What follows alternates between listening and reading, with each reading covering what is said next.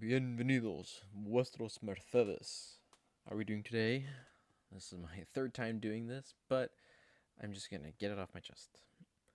I looked at a video recently talking about how the current US administration's treatment of NATO was terrible and all, and I wanted to respond to that. I'll have the link to the original video down below. Basically, after World War II, the US and the USSR vied for control over Europe. The US took over most of Western Europe, and the USSR took over most of Eastern Europe. The US, though, did it in an interesting way. The US policy, foreign policy at that time, from about Roosevelt to Johnson, was that the US should have dependents and not independent allies. This ultimately led to the North Atlantic Treaty Organization, which is a military defense alliance between a lot of nations in Europe and the United States and a couple others. This is important because this organization allowed for the US colonization of Europe in the first place. What I mean by that is that due to the European nations being caught between godless communists and godless capitalists, you had to make a difficult choice. Do I side with the nation that wants to impose their way of life on me, or do I side with the nation that wants to impose their way of life on me? A rock and a hard place type situation. The European nations, half of them chose the United States, the other half forcibly were chosen by the USSR. This is something of a terrible thing for the European nations, but it's what happened. We can clearly see this in how the US treated her allies afterwards. In the 1950s, France was having trouble with its colony in Indochina, which is known as today as Vietnam. The US, under the Eisenhower administration, lazily assisted the French, so much so that they gave support, but they didn't really commit, and finally French Indochina fell. Surprisingly, though, the US backed the new independent government, which is a slap in the face if you're French, because your ally wanted to help you, and they ended up backstabbing you by helping another nation out. Regardless, that was back in the 1950s. In 1956, there was this thing called the Suez Canal crisis, in which Great Britain and France, in a nutshell, helped build the Suez Canal, which runs through Egypt. The president at the time, Nasser, I forget his name, wanted to nationalize the canal and thus give it to the Egyptian people, or at least that's what he said. The French and the British were concerned by this and asked for the Americans for assistance. Eisenhower again promised assistance, but when they weren't getting the assistance, and for other reasons as well, Great Britain and France decided to land troops in Egypt. Eisenhower, wanting to maintain peace, condemned them and withdrew support from them, at the very least on the surface. So this soured relations between Great Britain and France, and the United States. But you could see the influence the U.S. has, because Great Britain and France then immediately pulled out, and Suez Canal crisis was then finished how it was finished. Also, in 1956, there was an uprising in Hungary against the communist regime there, and it was so big that Francisco Franco, yes, the leader of Spain, wanted to send a volunteer army to go and liberate Hungary from the communists. He had a problem. He needed some way to get his troops from Spain to Hungary, and so he and his people tried to ask Eisenhower if he could borrow some U.S. planes to ship his army. But Eisenhower never really did anything with that. But at the same time, Eisenhower was also, encouraging the rebels to continue to fight, and that support would arrive, and nothing ever came up out of that. Which, I mean, it becomes a pattern. We have other examples too, such as the decolonization of Africa, in which, again, it wasn't just Eisenhower, but Eisenhower is the most egregious example of this. Where the different U.S. administrations strong arm their allies to give up their colonies, which at the time the Europeans thought that they'd have a few years to regroup and then build up their economies again. But this time it would lead to a much more cohesive relationship with their colonies. No, the U.S. said, get out. Something to that effect, basically. The U.S. was like, hey, it'd be really catch one of you if you just didn't and give them their freedom. He strong-armed the Belgians out of the Congo. Maybe not he did, but the U.S. strong-armed the Belgians out of the Congo and other sort of subtle threats like, hey, if you don't do what we say, we're not going to protect you.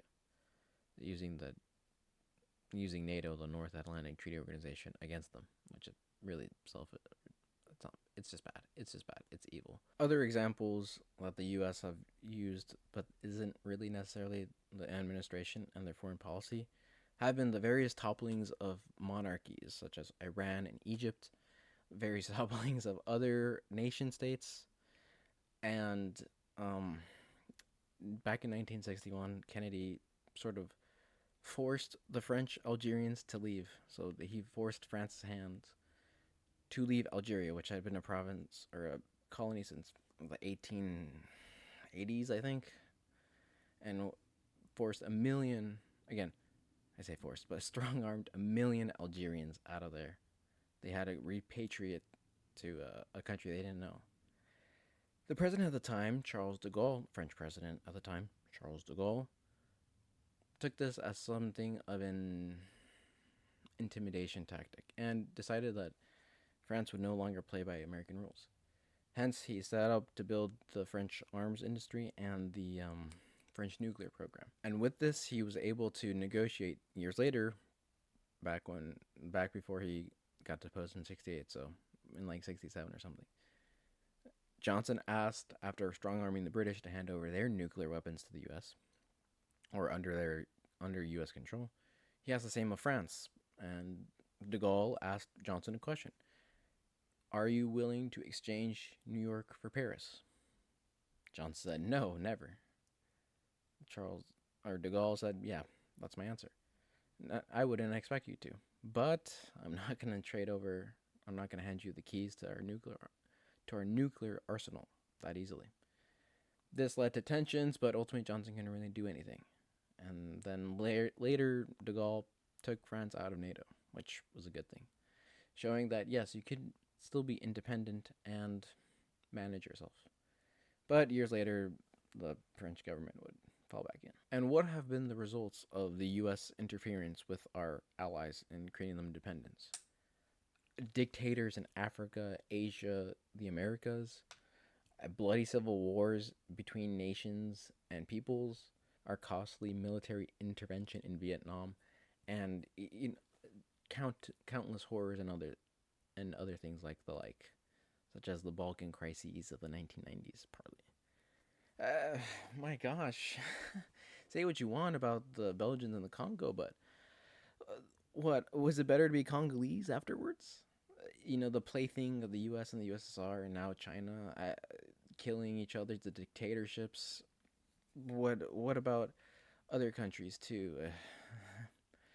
I mean, you've effectively colonized a continent and likewise balkanized their colonies to fight amongst themselves, creating horrors, not to mention the various topplings of other states and our own interference. And now look, what really grinds my gears about these sort of videos is that they spew the same pro-US imperialist BS that's so detrimental to anything, especially let alone us Hispanistas, or us people who are pro-Spanish. And I mean, think about it. Why is Spain in NATO? There is no conceivable reason for Spain to be in NATO at all. They've been neutral during the 20th century, during both world wars. They were neutral, or more or less, before that. They were fine by themselves. If Franco got what he wanted and sent an army to fight the communists, so be it. That's his prerogative. He wanted to help out, from my understanding, I'll have a source in the description box below. He wanted to help out the Habsburgs. Let him. Having a strong Central European monarchy would have counteracted the Soviets way better than whatever we did as the United States. But Spain is now in NATO. And should, God forbid, ever a war break out between the West and the East, Spain's caught in the crosshairs, being subjugated to both the US and Europe. And look, I understand that for some, it's probably difficult to hear these things. And sure, you can make the argument that no, actually, NATO is for the better, but the Cold War is over. It's been over since the 90s. We don't need NATO.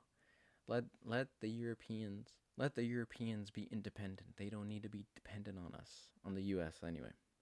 It's fine to just let them fend for themselves. It'd probably be better in the long term. And the U.S. is paying for the mistakes it's made. At the very least, we Americans can understand what it feels like, get a taste of our own medicine after causing so much pain and so much harm everywhere else in the world. I think overall it's a good thing. Ugly, sure. Could have been done better, of course. Way better. But it is what it is. And that is what I wanted to get off my chest. So thank you so much for watching. If you liked it, please give it a like. If you didn't like it, give it a dislike. Leave a comment if you have any more questions about, how I see these things, or if you are concerned that I'm just making this up my wazoo. I'll leave some links down below to give a summary of these things.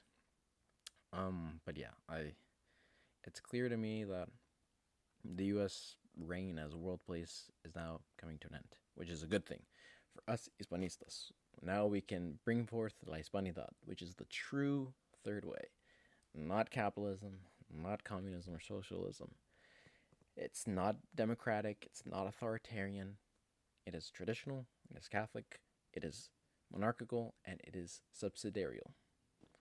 Or, as it has been put so succinctly, Dios, Patria, Rey y Fueros. I have been your host, Spanish Killian, and I am signing off. Viva Cristo Rey, arriba Hispanidad, adelante Hispanos.